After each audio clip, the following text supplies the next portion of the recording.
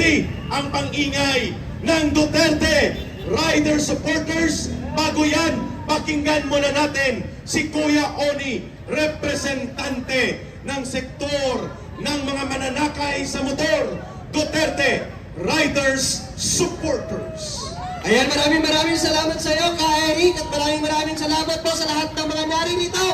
Mabuhay po ang bawat isa sa inyo! Mabuhay!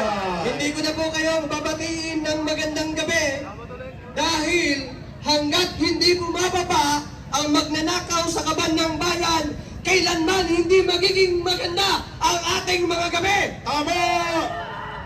I agree! Alam niyo mga kababayan, 2 araw kami doon sa Kongreso bago si Tambaloslos bumaba sa kanyang trono. Ayun! Doon ko po kami natulog.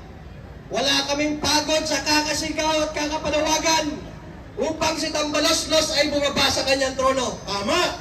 Buti na lamang po, sa pangalawang araw pa lamang, kung hindi pa namin pinaghaharang ang mga pumapasok na sasakyan, hindi pa siya lalabas or uupo or alis sa kanyang upuan. Dapat lang yun!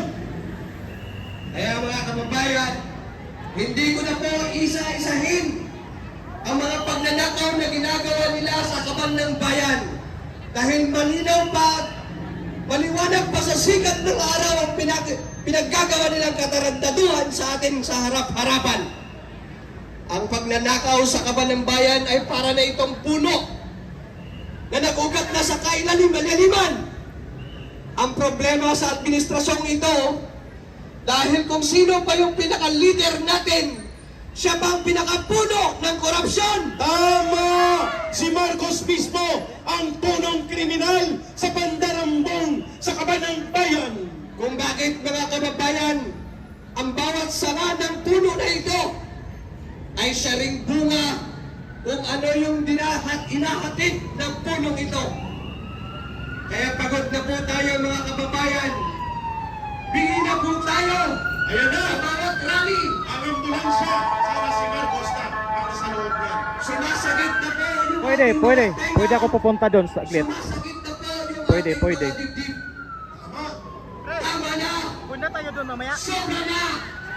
Palitan na! Pababain na! Punta kami Salazar, punta kami mamaya after dito. Kaya mga kababayan, sa lahat po ng mga naririto, mga vloggers natin at mga kababayan nating naririto, manawagan po na tayo sa ating mga pamilya, kamag-anak, kapitbahay, upang makiisa at upang tayo'y magsama-sama sa panawagan na si Marcos ay dapat bumaba na sa kanyang trono. Marcos Romualdez palayasin!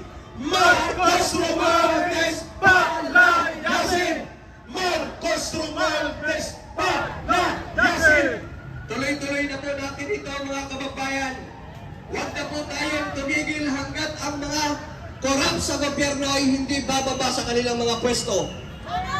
Magpapatuloy po tayo sa ating Sa mga panawagan. hindi pa naka-like guys, Dahil kung pasukin naman tunay po pa-like tayo natin live gusto stream. ng Thank you! pagbabago, ang pagbabago ay dapat nag-uumpisa sa ating sarili. Oh, tama yan! Kaya kung kayo, yung mga nasa bahay, kung gusto nyo ng pagbabago, dapat makiisa kayo dito sa panawagan upang si Marcos ay bumaba sa kanyang trono. Tama! September 21, alas 8 ng umaga, kita-kits, Occupy EDSA! Hindi po sapat mga kababayan na puro lang tayo reklamo Oo, reklamo it's a shrine to, it's a shrine. Hindi po Sa tayo sidewalk sapat- ng Robinson Galleria. Hindi po sapat na magmamarites lang po tayo doon sa ating mga kapitbahay kung ano yung mga kabarastugang ginagawa ng gobyernong ito sa ating mga mamayayang Pilipino. Tama! Dapat po tayo ay gumalaw.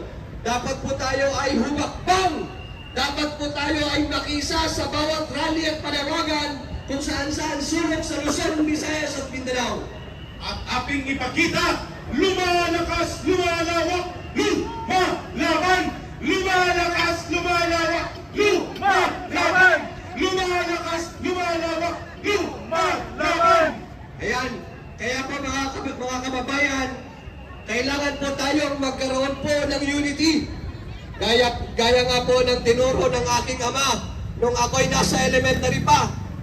We ought to be united because in unity there is strength. And in strength, there is victory. And in victory, there is harmony. And in harmony, there is peace. And in peace, there is happiness. Agree. Kaya hindi po natin makamtan yon hanggat hindi po natin tayo magsama-sama bilang mamamayang Pilipino na may pagmamahal sa bayan upang ang mga Oy, tao CL, na sa shoutout gobyerno ay managot sa kanilang pinaggagawang pagnanakaw sa kaban ng bayan. We agree. Kaya sa ating Pupunta mga kami kapisan, mamaya doon. Huwag Salazar. po kayong mag-alala. Kung kayo ay walang boses, kami ang boses sa inyo. Kami ang magbibigay ng boses ng mga sundalo at pulis. Gaya nga po ng sinumpaan natin sa bawat mamamayang Pilipino, sundalo ka man, pulis ka man, empleyado ka man, farmer ka man, kung sino ka man, sabi nga sa ating konstitusyon, we, the sovereign Filipino people, imploring the aid of Almighty God, in order to establish a government that shall embody our ideals and aspirations, promote the common good, conserve and develop the patrimony of our nation. Tama. That is our preamble na dapat natin gampanan ng bawat isang mamayang Pilipino. Kagaya na lamang ng ating mga kapulisan at kasunduluan. Ngayon mga kababayan, ramdam na po ng mga taong may dapat managot. Ang pagkakaiba di Salazar, iba ang organizer. Iba ang leader, ganun yan. Wala tayong magawa dyan. Kasi kung isipin natin, katulad sa Maisog, naggrupo din sa iba, di ba? Kaya hindi natin maano talaga. Ang atin lang dyan, kung saan merong rally, suporta tayo.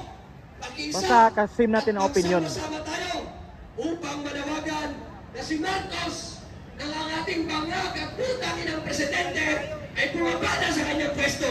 Tama. Marcos resign! Marcos resign! Marcos resign! Marcos resign! Marcos resign! Dapat meron kang pagmamahal sa sariling bayan. Kung ang sariling bayan mo ay inaapi na, huwag kang pumayag na patuloy silang mag-aapi sa mamamayang Pilipino. Kaya sama-sama tayo para sa Diyos, para sa bayan, at para sa kapwa. Maraming salamat sa inyo. Ayun mga kababayan,